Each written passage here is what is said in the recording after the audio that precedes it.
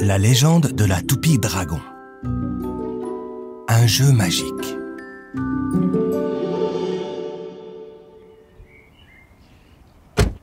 Allez, au travail!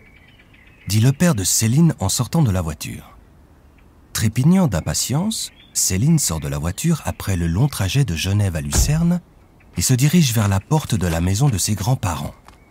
Cette maison, elle la connaît très bien et en garde plein de bons souvenirs. Aujourd'hui, cependant, il ne s'agit pas de rendre visite aux grands-parents. Cela fait déjà plusieurs semaines qu'ils sont partis pour vivre avec la famille de Céline à Genève. La mission d'aujourd'hui consiste à vider la maison des grands-parents pour que les nouveaux propriétaires puissent emménager. Heureusement, pour réaliser cette tâche d'envergure, Céline et ses parents ne manquent pas d'aide. En effet, sa cousine Anna de Bâle, son cousin Lucas de Belinzone et son autre cousin Andrine d'Arosa sont aussi de la partie avec leurs parents. Chaque fois que les 4 compères se retrouvent, ils sont sûrs de s'amuser et de rire aux éclats. « Ah, te voilà enfin !» dit Anna en voyant sa cousine. « Il était temps !» intervient Andrine. Céline rayonne de joie. « C'est génial de vous revoir enfin !»« Mais où est Lucas ?» s'interroge-t-elle. « Lucas est en haut dans la salle de jeu » répond Andrine avec un sourire malicieux. Cette salle de jeu, la joyeuse bande la connaît bien. À chacune de leurs visites, ils passaient beaucoup de temps avec leurs grands-parents à jouer à des jeux de société amusants, passionnants et même palpitants. Andrine dévoile le plan à sa cousine. « Nous avons pensé que ce serait peut-être une bonne idée de commencer par faire quelques parties avant de nous mettre au travail. » Dans la salle de jeu, Lucas, tout excité, attend déjà les autres. « Hé, regardez ce que j'ai trouvé !»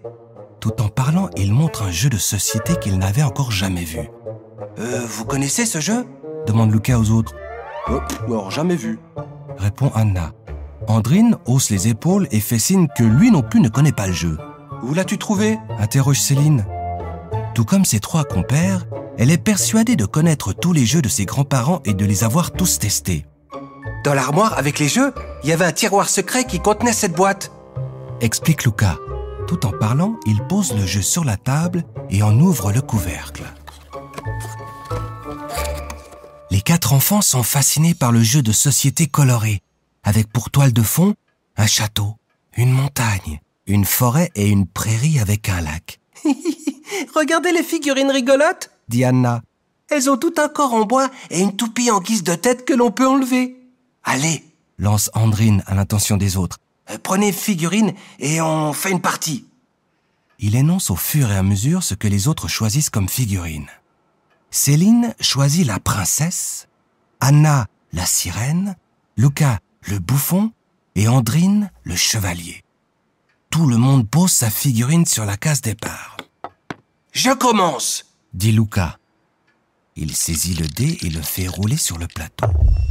À peine le dé touche-t-il le plateau que soudain, tout se met à tourner autour d'eux. Tout d'abord, lentement, puis de plus en plus vite. Les murs, les armoires et les étagères qui les entourent tourbillonnent et semblent se mélanger. On entend des bruits sourds comme s'il y avait un gros orage. Progressivement, les choses ralentissent. L'orage finit lui aussi par s'apaiser. Lorsque le calme est de retour, les 4 comparses remarquent qu'ils ne sont plus dans la maison de leurs grands-parents. Ils se trouvent désormais dans la cour intérieure d'un château aux couleurs nébuleuses. Encore plus bizarre, ils ont eux-mêmes changé d'apparence. Ils ont pris la forme des figurines qu'ils ont choisies. Lucas, changé en bouffon de bois à la tête ronde, commence à rire et dit « Vous avez vu comme vous êtes ? Vous avez vraiment des gueules de bois !» Céline la princesse et Anna la sirène éclatent elles aussi d'un rire franc. Anna, devenue sirène nageant dans l'eau froide de la fontaine du château, trouve ça très drôle. Quant à Andrine, le chevalier, il n'a plus envie de rire. Tous ces tournoiements lui ont donné la nausée. « Tout va bien ?» s'inquiète la princesse Céline en entourant le chevalier de son bras. « Ça va » répond-il après une inspiration profonde. Vous croyez que ça fait partie du jeu? Interroge Anna la sirène. Bien sûr. Rétorque Céline la princesse. Sinon, nous n'aurions pas pris l'apparence de nos figurines. Le chevalier réfléchit un instant avant d'intervenir. La question est de savoir si nous pouvons à tout moment quitter le jeu ou si nous devons exécuter une tâche quelconque avant de pouvoir retourner dans notre univers habituel. Nous aurions peut-être dû lire les règles du jeu avant de lancer le dé. Observe la sirène Anna. Nous aurions su en quoi ce jeu consiste et comment sortir d'ici.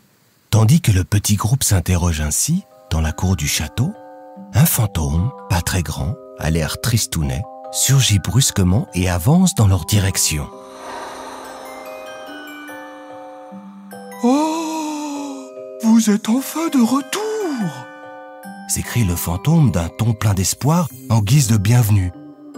De retour? Répond le bouffon. Mais c'est la première fois que nous sommes ici. Bouche bée, les 4 compères regardent le petit fantôme. Au bout d'un moment, la princesse s'exclame. Mais je comprends. Le jeu appartient à nos grands-parents. Ils sont sûrement déjà venus dans ce château et ont incarné l'une ou l'autre figurine du jeu. La princesse jette un regard implorant vers le fantôme. Tu peux sûrement nous aider. Nous n'avons aucune idée des règles du jeu et surtout nous ne savons pas comment en sortir.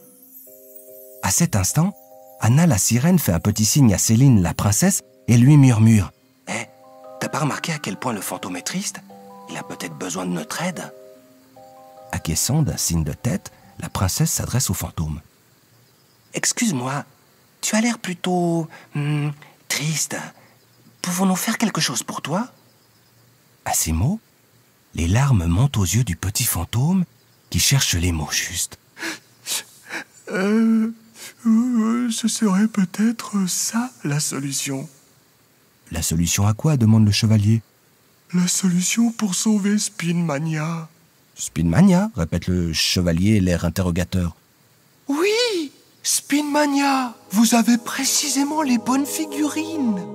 Répond avec excitation le petit fantôme qui se lance ensuite dans des explications détaillées. Il y a quelques années, ce château était animé et respirait la joie. Des fées, des licornes, Des nains, des chevaux ailés, des lutins et même un phénix et un dragon y vivaient. les habitants étaient heureux et les fleurs affichaient leurs plus belles couleurs. Cependant, un mauvais sort frappa Spinmania.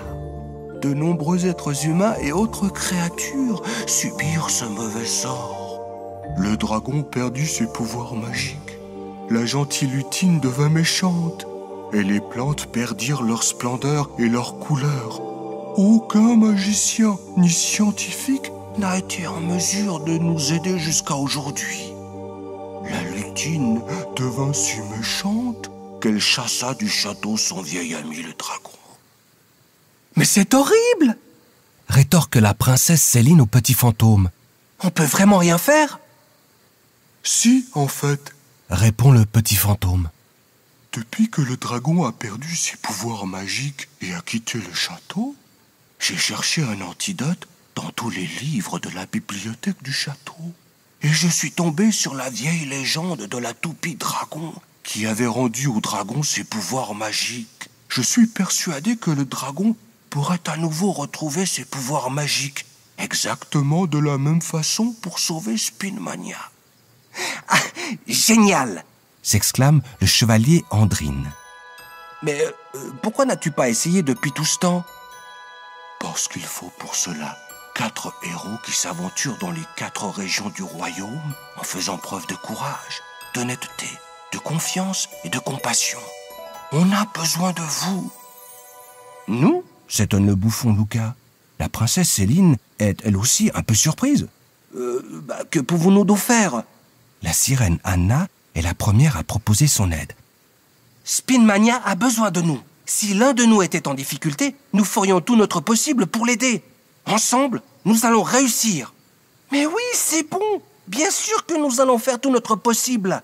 Dit Andrine le chevalier en réponse à la sirène qui les encourage à s'embarquer dans l'aventure. Youpi, c'est génial! Le petit fantôme est fou de joie. Mais comment pouvons-nous précisément aider? Que devons-nous faire maintenant? Demande Lucas le bouffon. Alors, commence le petit fantôme tout excité. Pour réactiver la toupie dragon, il nous faut les fruits d'un if, un diamant rose, une perle jumelle, une écaille de dragon et bien sûr le dragon lui-même. Et tout ça, on le déniche à Speedmania ?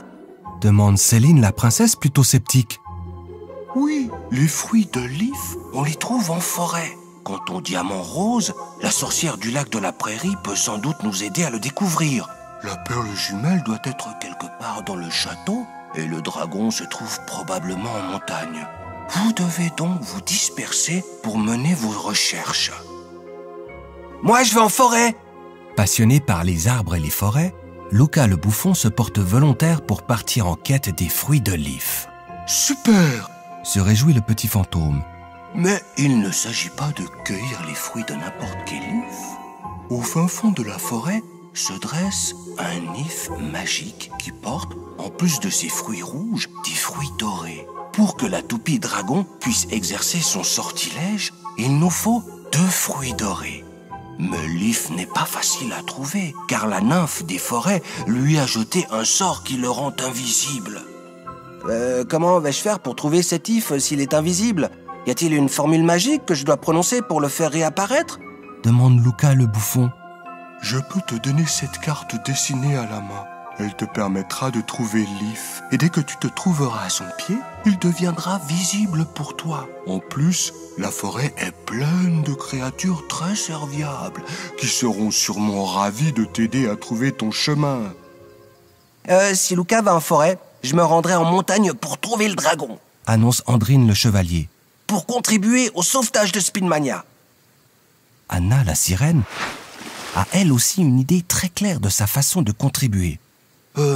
Comme j'ai une nageoire à la place des pieds, je me rendrai tout simplement au lac de la prairie. Dans le lac, je nage super bien après tout. À peine Anna, la sirène, a-t-elle prononcé ces paroles qu'elle réfléchit à mi-voix. Mais comment faire pour me rendre au lac de la prairie sans jambes ? Oh, cela ne pose aucun problème, déclare le petit fantôme. La fontaine du château est reliée au lac de la prairie par un souterrain. Tu peux donc nager d'ici, ou plus précisément, plonger. Céline, la princesse, propose.